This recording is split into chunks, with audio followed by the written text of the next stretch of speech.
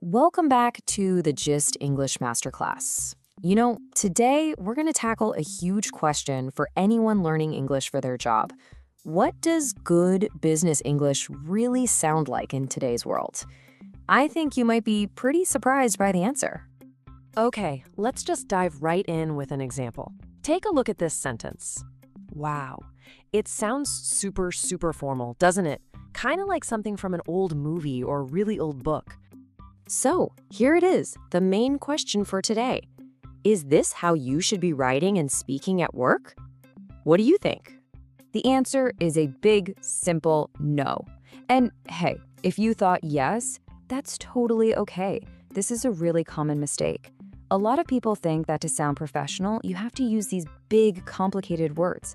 But that's just the old way of thinking. So here's the biggest mistake we see. People try to turn simple, everyday words into long, fancy sentences.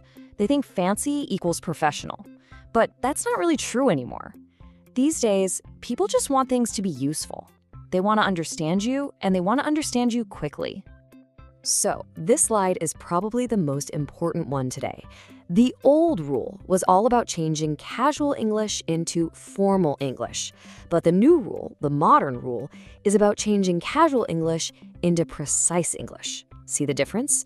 Being precise, that just means being really specific and clear. That's the real goal now. And that means we need to find that perfect balance in how we communicate.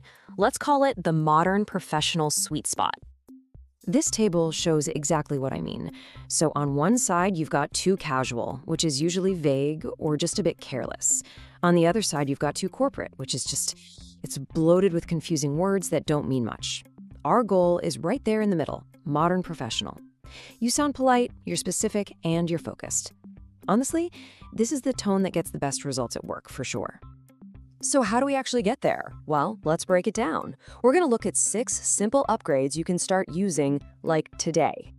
First up, urgency. Saying send it ASAP, what does ASAP even mean? Is it in 5 minutes? Is it by the end of the day?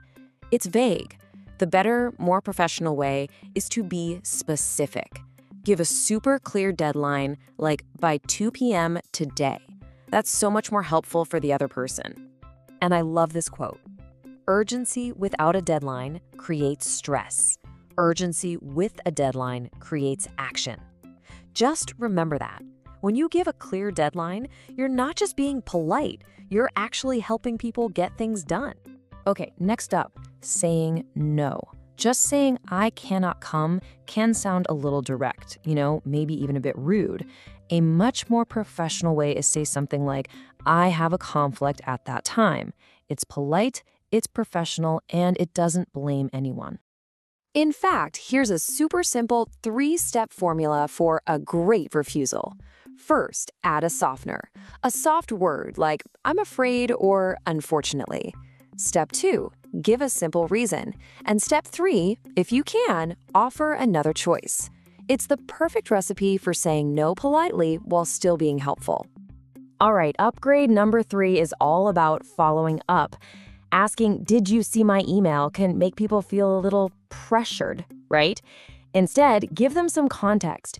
Just gently remind them which email you're talking about. It's so much more helpful.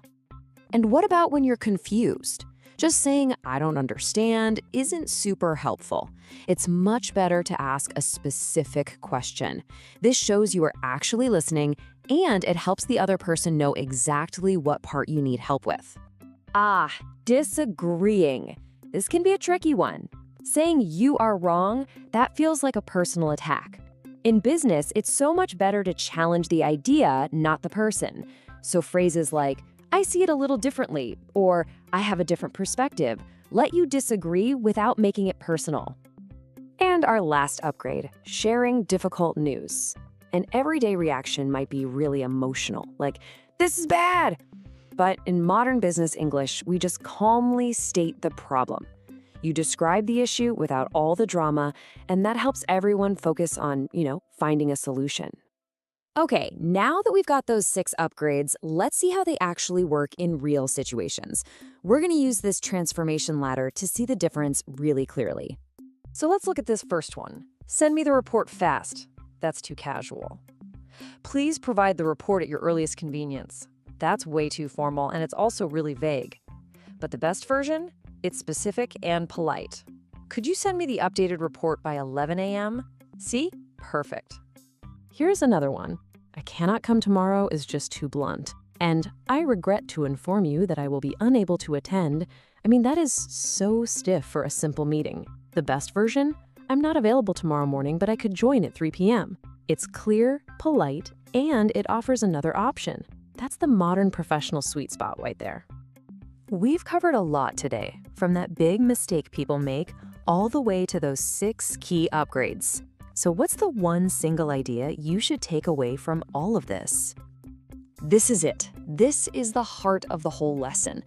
The goal of modern business English is not to sound complicated, it's to be useful and clear. So stop worrying about using big, fancy words. Start worrying about being understood. Clarity, that's the new formal. See you in the next class.